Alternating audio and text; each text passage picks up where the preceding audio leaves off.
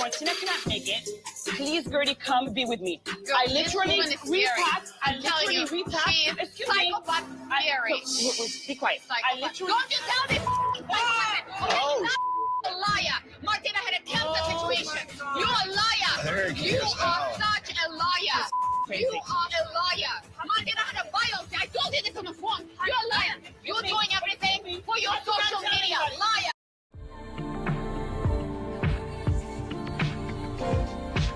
Everybody, just calm down. Girl, just calm down.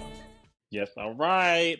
Hey, everybody. Welcome back to the Everybody Just Calm Down podcast. I'm Jared. I'm Poe Theory. And I'm Danielle. That was aggressive. I didn't like being like, I'm Poe Theory. Yeah. Like, what was that? You know, you allowed. Big mouth. Oh, see, there she always horny. How's everyone's week? Happy Friday Eve. Yes. My week has been amazing. I found out that I make over $100 an hour today talking to Danielle. We can't say how I make that much money, but I do. I think you just showed us. What did I just show? Oh, Your side job. I mean, this week it was fine, with a little exception of today. I was very bothered, but I'm fine now. I'm still here until I rise. You're here with your I'm girls. still here. I'm still standing. Yeah. I've had a good week too. My week's been pretty quiet. I'm excited about the weekend. Production is leaving. We haven't spent a weekend apart since May of last year. So Where he Where you going? going? he's actually gonna be in your area, Danielle. He's coming to New York Pride. So he'll be up that way. No, he not. Yeah. Without you? Yeah, I didn't want to go. Why? Oh, okay. Remember, Danielle, we talked about, PTO balances and things of that nature? In the rears, right? She's in the rear. Yeah. She's in the rear. Deficit. Got Yeah, you. so Okay, I'm just gonna stay home and be an adult. I clock in, right? So we are on season 7, episode 3 of Real Housewives of Miami. The episode starts out with just, the usual montage of the girls living life. Adriana's on a date with her man. Martina's making banana bread for the boys, RHOM. And then we get to the first scene, which is Alexia and Frankie checking out this venue for a surprise party from Marisol. The venue was beautiful. Venue was gorgeous. I wrote in my notes, I think that was first of all, whoever decided, I guess the owner decided to make that, but it really did look like a yacht. Like that was very smart. Yeah. And to be on the water. Right. Chef's kiss. Right. So they're touring the venue, and then of course they get into conversations about Todd. I feel like I'm gonna be over it. Everybody asking Alexia how's Todd, like every episode. But why do they keep? So I have in my notes. Why does everyone keep talking about Todd? Yeah. Well, because she brings up Todd when they gave her a compliment on her diamonds. Oh, And Todd gave it to me. Yeah. Sis And is you going could through look that it. out. She is. She's her. Yeah. Well, I get it because I talked about Broken Home, and this will be 3 years in September. At this point, y'all gonna be like, get over it, Delicious. Yeah, because hang it up, Delicious. I don't know how you just managed to squeeze him into what we just finished, but I was like, oh, he brought him up again. I was like, how did he come up this time? Okay, it'll be done. I'm done. Jerry, you had a cocktail today? No, but I did have an edible before we started, so if this goes too long, it might get a little weird.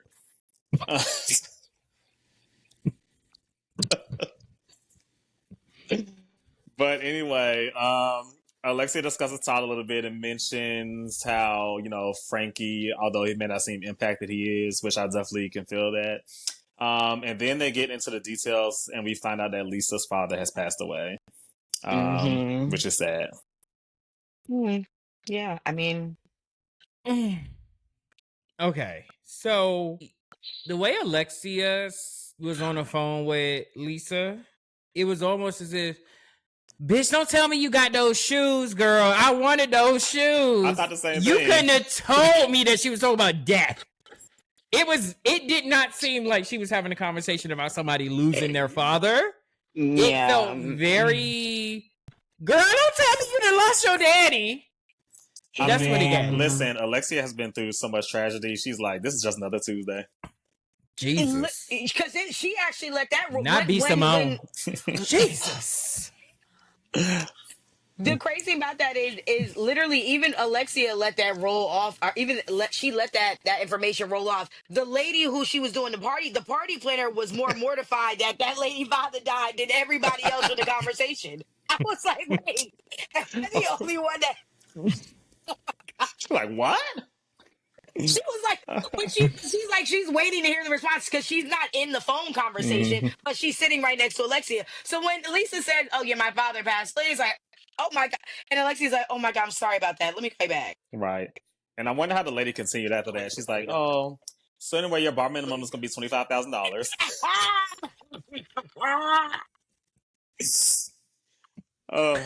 Anyway, then we move on over to Marisol's house. Marisol is preparing for her wedding. Her and Steve are finally making it official. So I think it was the first episode where I was like, I don't get why they didn't go official in the first place and blah, blah, blah. But Marisol explains a little bit more about how they were concerned about money and what that situation was going to look like. And now that they're getting older, they want to make sure they have access to each other's stuff. After she explained all this, it made sort of sense to me. And also for the girls that, if you don't know, Marisol has been very unlucky in love. She's had one, I think maybe two really bad divorces. So all of this kind of made sense with how they moved so far for me. Both divorces were terrible because remember she said third time's a charm. I think it made sense to me just in terms of when you're gay and perpetually boyfriends at this point, and there's no legal protection when it comes to boyfriends. And so, what's wrong? Nothing. Oh, there's no legal protection when it comes to. Shut the f up. I just realized that. But yeah, there's no legal protection when it comes to boyfriends. And for me, it was always important that, like, if I am spending just think about it. And this is something that we need to talk to you about with production. You are with production. Y'all live together. Y'all are with each other every single day, even if y'all are not ready to get married. But there needs to be something in writing where I'm sure y'all have talked about, I don't want to be put in the ground. I want to be cremated. Like, there are things like production knows you more. It knows you better and more deeply than most likely anyone in the world. Right. And so it's extremely important for you to put those things in writing, because no one will say like, oh, of course production wants your X, Y, and Z. Of course he's going to say that. But it's like, no, he actually did tell me he wanted me to da-da-da-da-da, you know? So that's, I agree with Marisol. I couldn't agree more too. I completely agree. And to that point, I wasn't always married. I was a Jezebel. Not a Jezebel. I was. My kids was at my wedding. Listen, my grandmother would roll in her grave and I wore white. You're damn right I did. You're damn right. Well, my kids right next to me. You're damn right I wore white. Last week we got City Slicker, now we got Jezebel. Right. City Slicker and Jezebel, child. But I say all that to say is the security of that is super important. And again, especially when you're at a particular age. And then he has grown children. Everybody needs to be protected there. Yeah. There was shit written out because I was like, listen, God forbid he closed his eyes. I ain't fighting nobody's mom for anything that's supposed to belong to me. I'm sorry. Hello. So paperwork was written out way before I became Mrs. So yeah, be smart. Okay, girls. well, just to be fair, let's stay on subject, because even though she's not the comment highlight, Lynn Lynch told us that we need to be focused. So Danielle, stop all that. Who? You better leave grandma alone, bitch, before she fuck you up. You better leave grandma alone. Child, let me get back on subject. So then we move on to Adriana and Julia meeting up for lunch. They kind of talk through how they haven't spoken. Adriana mentions that she felt kind of slighted because Julia didn't tell her first before the rest of the group of ladies about the boys. I kind of agree with that. Danielle, you didn't agree? I was just kind of annoyed, just kind of with Adrian. I've been a little annoyed with the whole. I just been a little annoyed, so I don't know how to feel about that. I don't know how to feel about that. I don't know. I'll tell you how to feel, sweetie. In the same, because my critique for Julia is the same critique that I'm about to have for Adriana, just on the flip side. My critique for Adriana in this moment, sweetie, you know that she's been wanting to have this part of her life. You know, she wanted to have children with her partner. Get out of your ego. It's not about you. This is what she wanted, and this is such a big deal. I'm sure she should not be thinking about anything other than her partner and these children. She's not thinking about who she's telling first. She's just excited about it. Now, remember that critique that I just gave. Because when we get to Guerdy, I'm going to eat her. Not Guerdy, I'm going to eat Julia. Oh, I know you are. So, perfect segue. Speaking of Guerdy, so Adriana and Julia also discussed Guerdy and the whole situation on the cruise with basically Julia is saying that Guerdy makes it about herself and that she tends to do that, yada, yada, yada. And of course, Kiki and Guerdy are having the same conversation. We're going to get to that when we move on to the next scene. But yeah, Julia basically says from her end of things, Guerdy offered to come on the cruise and then got on the cruise and used it for networking and just pretty much made it about herself, which I don't buy at all. Can I just say something real quick? Because number one, just because you invite me somewhere doesn't mean I have to go off of your itinerary. I have to do what you say. I can't stand people like that. We're in the same place. Okay, I don't have to do everything that you're doing. If I want to go out and network after dinner, after I leave your ass and I allowed you to have dinner with me, then that's my business. If I never see you on vacation and we went to vacation together and I see your ass back at the airport, how you doing? Don't ever clock me. And let me do it just a slight step forward. Bitch. Guerdy did you a favor. Hello? You were going to be on this cruise by yourself. You invited Guerdy last minute. So, of course, Guerdy is thinking, oh my God, like y'all had told me a couple episodes ago or last episode, Guerdy is a very busy person with a big business. And does. A big party planning business. So she has to figure out how she can make this beneficial for her when you invite her on this thing. So to think that she should not be networking is crazy. On a cruise where the majority of cruises come out of Miami and they live in Miami? Are you serious? Girl, you telling me about not networking is weird as hell to me. Because are you my when manager? I didn't date you a favor? I got to make this beneficial for me. I'm rich. You serious?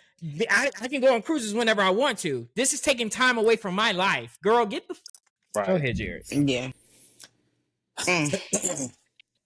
Oh, excuse me.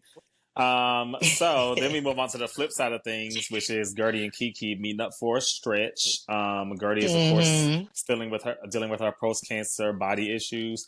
I didn't really get what the stretching was going to do for the body per se, but to each their own. Oh, girl. One of my biggest things about getting older is about mobility. I'm noticing, like, I used to be able to put my leg behind my head. I can't do it no more. So I'm like, one of my biggest things is about mobility as you get older. I need to be able to, like, you know. How'd you learn that you can't do it anymore? I was going to ask, how did you know you could do it? See, I can't do it no more. Bitch, I used to be able to put it behind my head. I can't do it no more. Some bone crackers. Somebody needs some calcium. No, I understand that, but I'm saying from like a physical perspective, stretching wasn't going to do anything. Look, now Lord. Look, we done took it out. Bitch, and feel it right now. All that to say, go ahead, Jared. I would want to go to one of these stretchy thingies. I think I need to look into that because I think I could use it. Oh, this might be a business that you could do because they have it here, but it's illegal. It's illegal? I do this when I'm high. No, it's illegal. I'm about to give you an idea. You know when I do my best stretching? Oh, that sounds crazy. But when I do my best stretching is when I'm high. When I am smoking, I will get on the ground and do stretches that I'm like, girl, you really doing it because you can feel it more and you have more of a mind-body connection. But there's classes in Atlanta. They're not official, but they will provide you weed and you're smoking weed while you're stretching, leading a guided stretching class. Oh, that sounds cool, weed is legal in DC. It's amazing. Nice. It's dope. Yeah, that's dope. Cool. I did one class and it was phenomenal. It was dope. Oh, okay. Ooh, Sorry. We way off subject. Lynn gonna cuss us out. Who? So as they're having conversations, Kiki mentions to Guerdy that some of the ladies think she's a little too much and maybe she should dial it back a little bit. I was kind of shocked that Kiki said this to her. And okay. Can I ask a question? Mm-hmm. Yes. Why is that shocking to you? So This isn't a gotcha, by the way. I just want to know why it's shocking to you because I don't know Kiki. Yeah. So before I give my critique on that, Kiki, what I noticed this episode is carrying bones around a little bit more than usual. But the thing about Kiki is, so Kiki started off very limited. She was just a guest. She's gradually gotten more integrated into the cast. This is her third season, like fourth third season? Yeah, maybe. Yeah. So each season she's been in, she's played a bigger role. And this is the first time I kind of seen her going back to people and carrying bones saying she said this and she said that like she is now. I mean, I'm enjoying it, but I was just surprised in that aspect. She's been very quiet. She was always a quieter friend to the show. Okay. So what irritated me about what irritated me about this whole interaction is that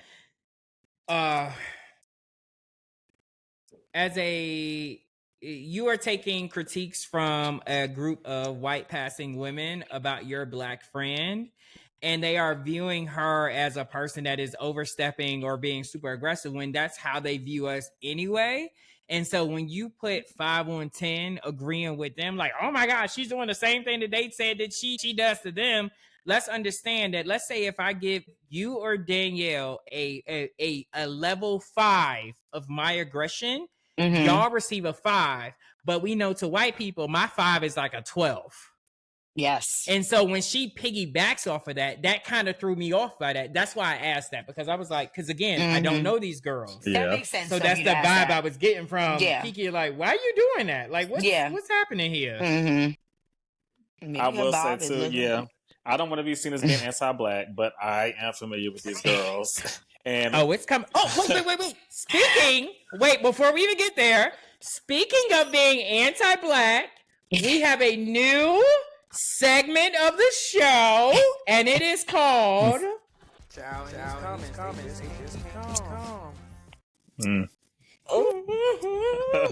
and we are going to highlight, it's called The Girls Can't Keep Calm, a new segment on our show where we will be highlighting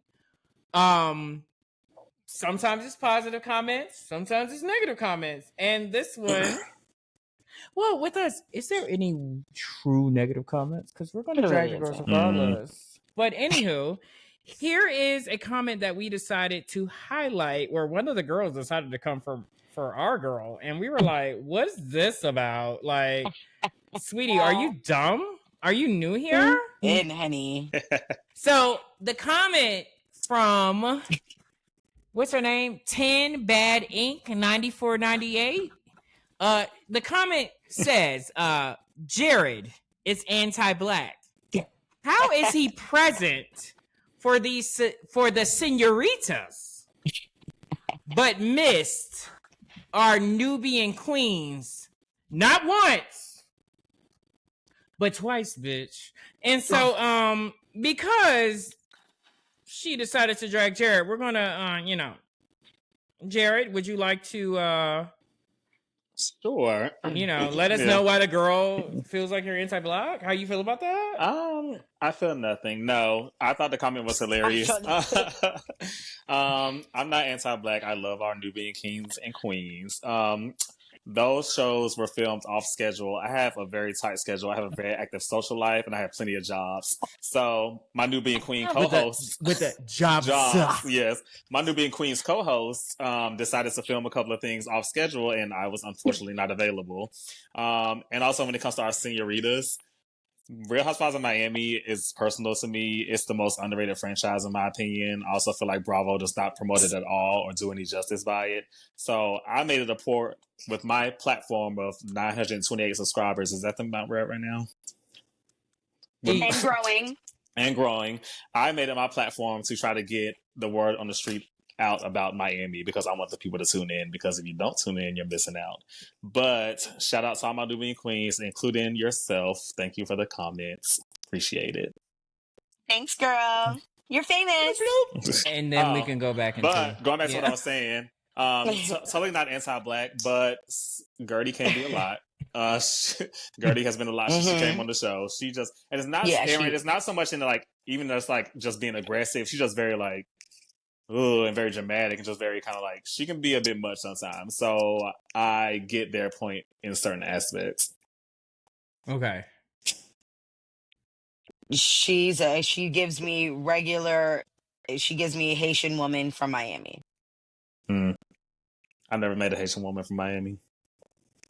Just like that. No. Less money probably sometimes. uh, Shout out to all my those. right.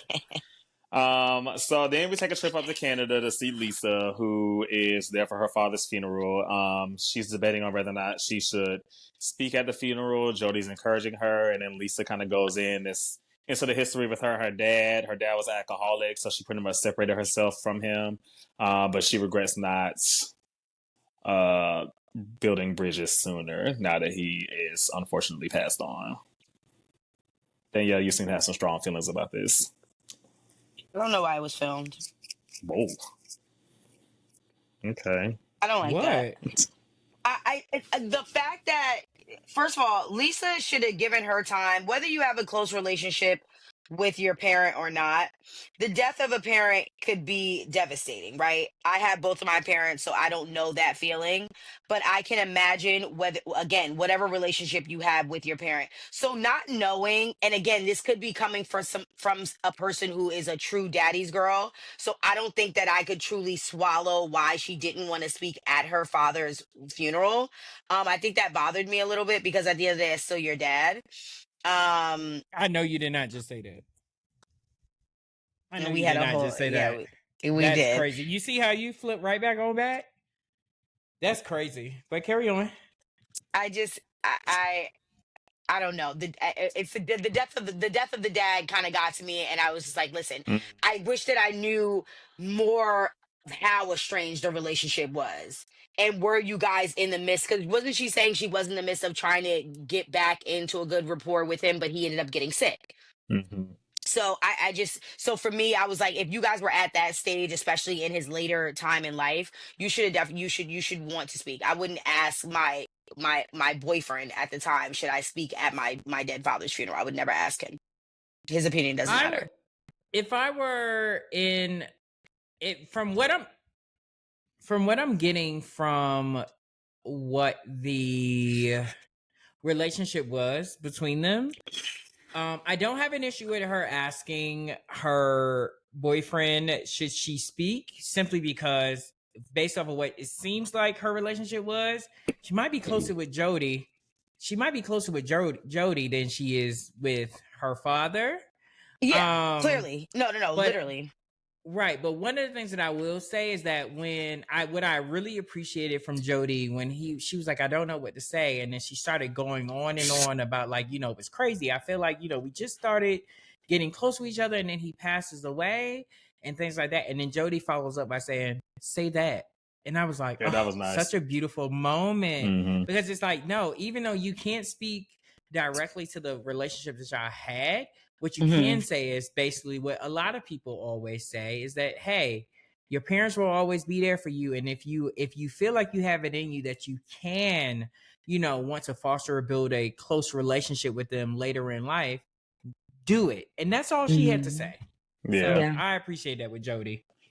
I thought it was that too. That when she was kind of like learning that he like actually missed her, and she was saying like, I didn't know he would keep these gloves, and I didn't know like he thought about me or missed me like the way that he did as she was going through her stuff. I thought that was a little touching. Agreed. So on the subject of parents, then we move on to Kiki and her mother and her daughter visiting the Museum of Ice Cream, I think it is, which I think I want to go to. Yeah. I've been there. I've been there. Yeah. I went to Atlanta and New York. Oh, they have one. Okay, so it's not just a Miami thing.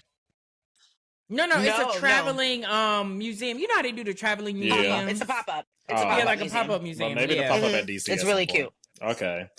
But I love a Kiki solo scene because, like I mentioned earlier, Kiki's role has grown, so we're just now kind of getting to know more about her, even though she's been around for a few seasons. But Kiki has a conversation with her mother, and similar to Lisa, Kiki talks about her estranged relationship with her father and kind of wanting to make the moves to build that bridge, especially in light of what Lisa has just been going through. Basically, and she did say there is a part that I do want to note where she talks about how her father was really abusive to her mom, to the mother. Yeah, yeah, there's something that I want to put a pin in that. So when we get to the engagement party, or the wedding party, I want to highlight something that Kiki said about Marisol's eye. Because I'm like, it's crazy how those things continue. I know what you're saying. But carry on. So you keep segueing us. I love this. So speaking of Marisol's eyes, then we roll over to Marisol's party. Larsa and Alexia are the first one to show up, and Larsa asks Alexia about Todd. What? This is the best that I've seen Larsa look. And behave. I'm learning when you look like that, when you look like you had so much work done, you need to come in there and look like you wearing just a slip, an old nasty Jackie from Married to Medicine slip. That's all I need you to see you wearing, because your face looks so swollen and you look touched. That you need to be basic. But carry on, Jared. My bad. Along with her looking well, this is also one of the few times she actually made sense when she was in the confessional saying, like, Alexia, did you forget? Like, Todd wasn't that great in the first place. That's be fair, because we to be honest with you, and didn't we talk about this, Jared? Like the first episode, I was never a fan of Todd. No. Like Todd was always. Didn't I call him a city slicker? Yeah. Yeah, you did. So you see, he's a slick talking motherfucker. That's why I don't like his ass. You slick talking when you talking too much and you trying to smile and do your eyes and shit. You're lying. Call me a city slicker. So Marisol walks in with her patch. They discuss Milan and what? Something about the patch, Danielle? Because now, she said she woke up with a right? Mm-hmm. Do we believe that, or is it giving Jen, Shaw, and Heather? No, I believe that. Yeah, you said she was drunk and like fell. Well, I mean, y'all might know more than me. Y'all know more than me about it. But I've gotten a sty before. I mean, like, I can't go nowhere. I mean, she might have. I've never had a sty. Wasn't it the night after her wedding? Maybe she forgot to take her makeup off. I don't know. Or to your point, Danielle. And that's the thing with women. Y'all get it more than men do. But yeah, go ahead. Or she could have got drunk and fell. So Marisol comes in, they start discussing Milan, and then this is when Larsa gets into the story about Jody acting crazy, and Kiki completely unprompted asks about his eyes, which they looked insane. Did you? Was it unprompted or was it Julia? Because Julia had a major issue with this part with Julia. It was Julia that asked about the eyes, wasn't it? It was Julia. Yeah, Julia. But let me tell you, this is what I picked up on. Julia asked about the eyes because Larsa had we didn't get to see it, but Larsa brought up the eyes. Julia kept bringing up his eyes. No, zoom in. Do you see his eyes? Oh my God, his eyes. Even when Kiki took the phone and was just looking, Julia was saying, look at his eyes. Oh my God. And I was like, you messy girl. Like, yuck. Like, why do you keep trying to focus on this? And then he do a little bit of powder. Okay, and then it was weird. And then it was weird when they all cut to confessionals and they were like, that's Jody's eyes. That's Jody's eyes. He always looks like that.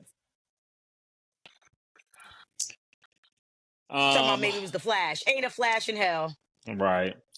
So Larsa implies that Jody is controlling and that he wants Lisa for her money. You agree? You know what's crazy? I never saw that. I'm not saying I didn't see that. We saw Jody when Lisa was down, really down, right? Like she was completely messed up from the ex-husband. Like he did damage on her. So Jody was there to pick up the pieces. We never really knew what he did. He was just around, but we would always see him on a computer and doing things. But when Larsa said that, something kind of picked in my brain because it made me go back to the conversation of why you want to be friends with Marcus so bad.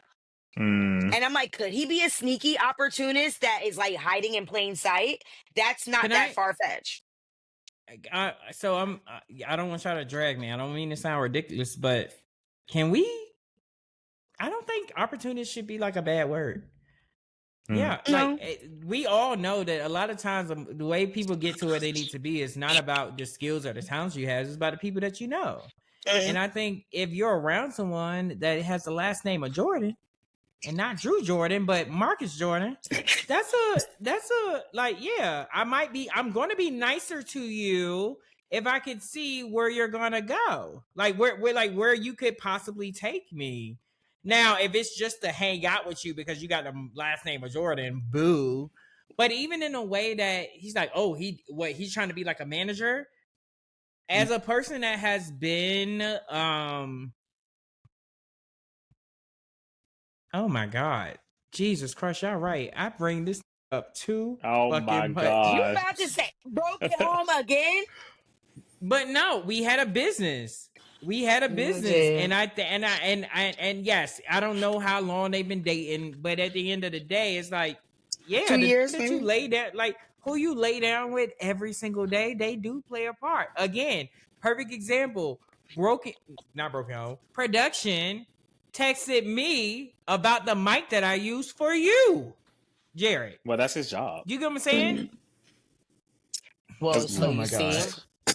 Okay, girl, go ahead. Carry on now. His name is Production. Go That's off, literally bitch. his job. Let him know.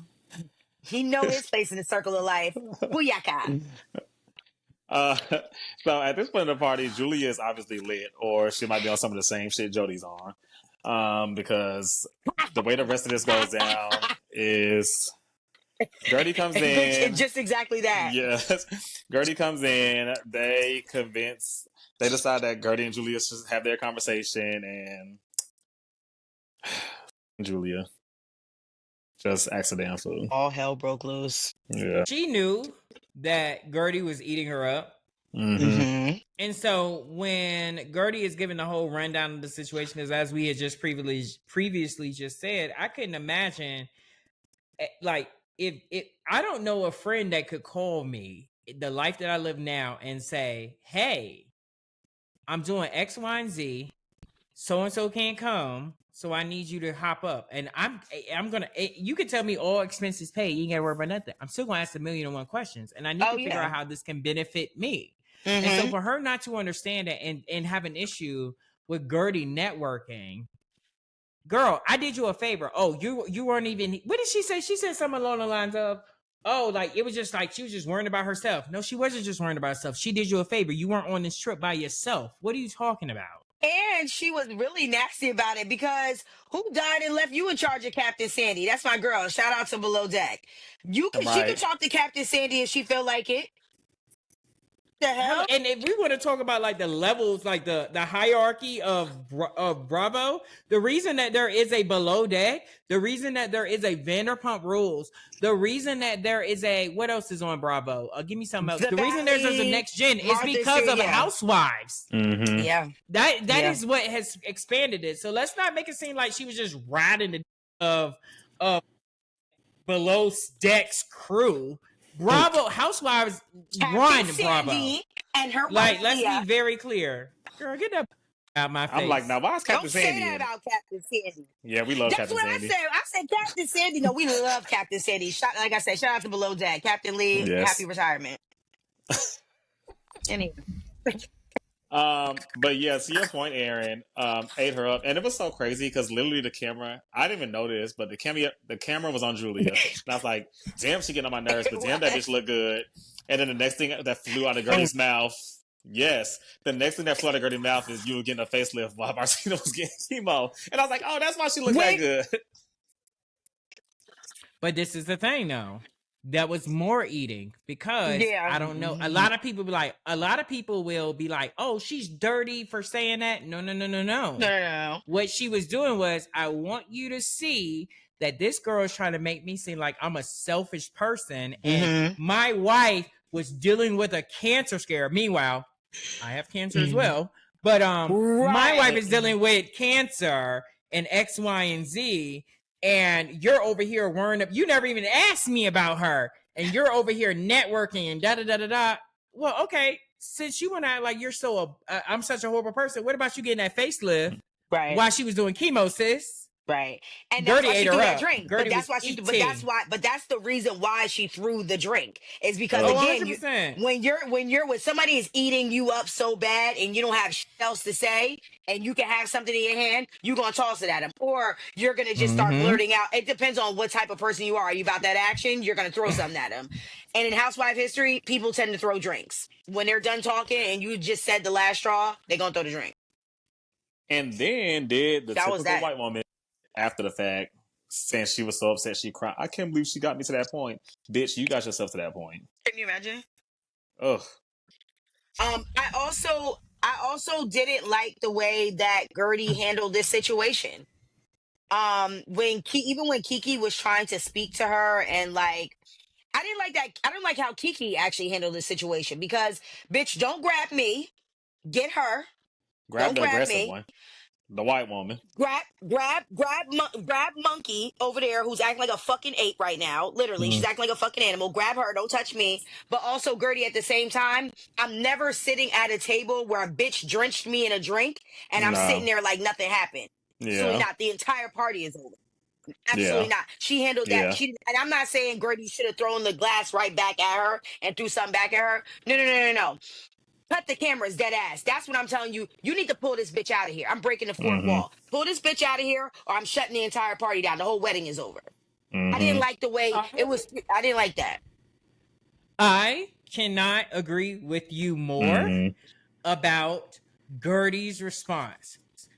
Where I shoot Gertie some bail is in the same way that I'm about to, when we get to who needs to calm down, in the same way that I'm about to drag, what's her name? Julia. Julia. In the same way that I'm about to drag Julia is the same way that I'm about to shoot Gertie Bell. And that is, she understands what she looks like and what the world will view her as. Mm-hmm. And she knew that, yes, you threw a drink on me, and it's very clear you threw a drink on me. But if I retaliated, I'm going to look like the bad guy. I am going to look like the aggressor. And the fact that she, unfortunately, based off of the world that we live in, even though she spoke with her words, she defended herself with her words, and somebody else with white skin was the aggressor. People still will not give her the credit for what she did. Gertie did the things. But I do want to talk about Kiki, because you said something about Kiki. In the same critique that I said how she did that whole thing with, oh my gosh, she's doing the same thing she does to the same thing that they were saying about her, she's doing to me.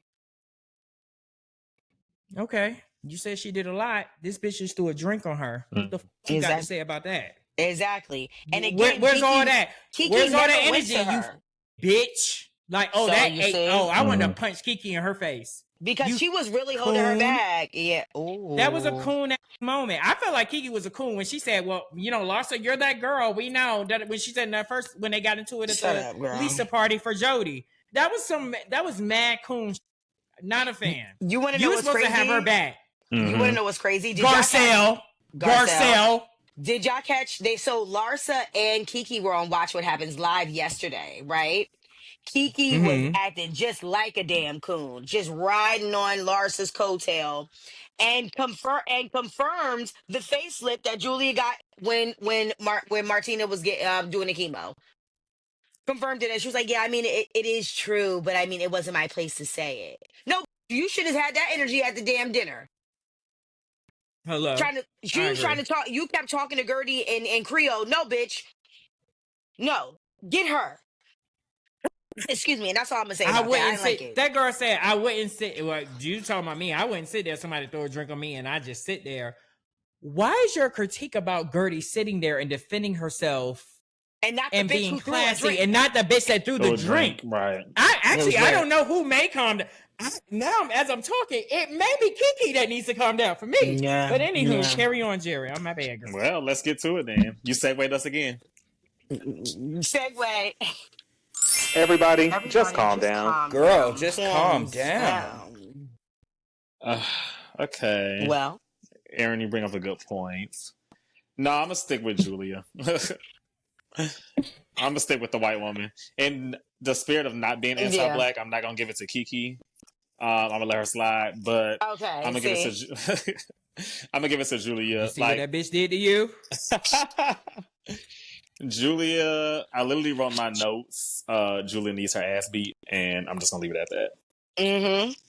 Yeah, she does. So for me, I have oh my God. All right, so keeping it in the realm, keeping it in the spirit of not being anti-black, it's gonna be Julia for me as well.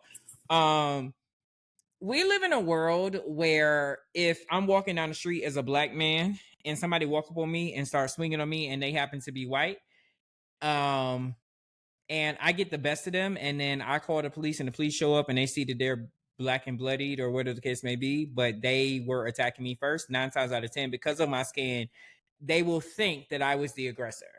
Absolutely. And in those situations, what she experienced, I felt so bad for Guerdy because she understands that even defending herself would not look good for her.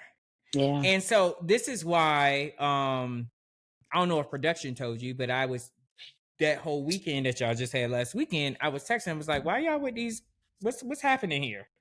And then you confirmed it with what you was telling me what happened or whatever the case may be.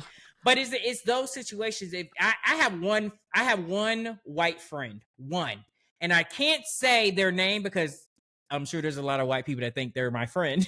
So I'm not going to say the person's name, but this person really understands the black, Danielle, you know who I'm talking about. They really understand the black plight.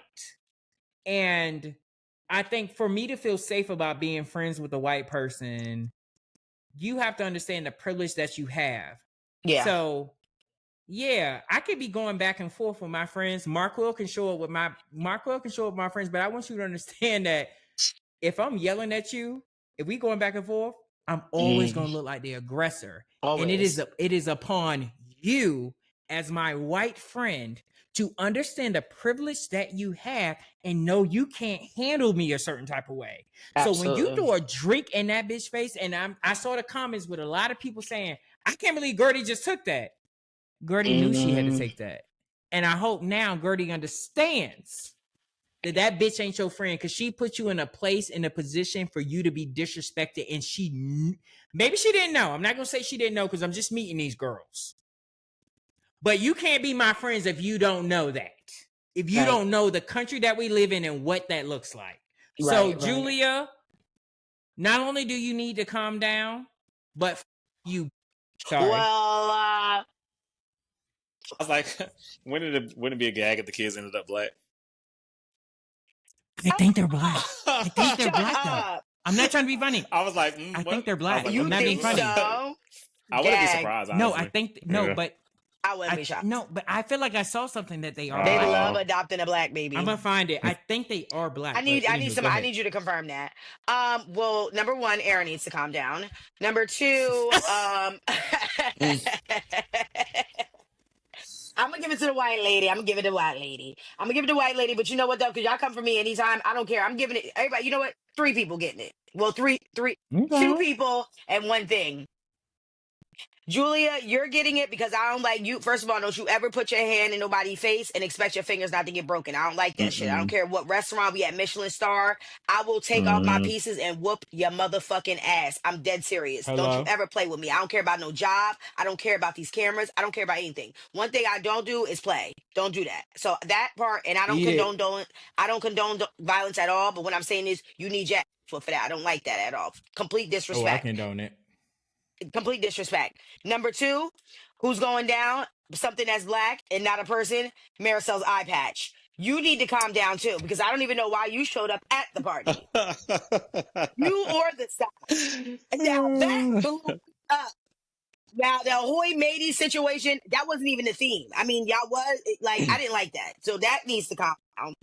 And then third and foremost is Kiki. You need to calm down, sweetie, because again, don't ever say Guerdy is your Haitian sister in heart on the show and then not have her back. If it's one thing that you're going to do on your platform and it's only two of y'all, we've seen this end in disasters on other platforms. If we're going to be with each other on the platform, hold each other down. We do a lot better together 100%. than trying to tear another bitch down. Don't you ever try to hold me back on a white bitch that threw a drink on my face. Because the thing about it is, you touching me could have got your fingers up. And that's it. Eat. Not even just your fingers. Eat. So that's what I'm saying. So, yeah. That's it. Well, you guys, I think that sums everything up. As always, don't forget to comment, like, and subscribe, especially comment, because now we may feature you and we may have a little interaction. Maybe some things we need to address. Yeah. But with that being said, and after all the violent talk we just had, peace. Bye, guys.